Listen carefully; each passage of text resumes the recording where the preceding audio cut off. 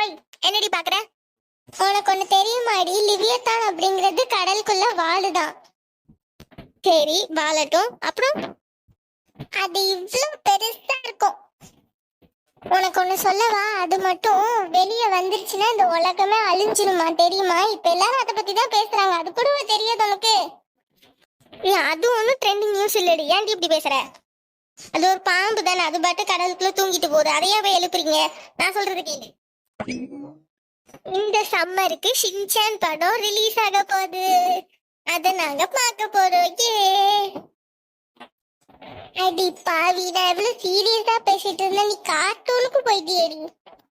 Shinchan Shinchan, என் பெயர் தான் ஷின்சானே, குறும்பு செய்ய தான் வந்தேனே.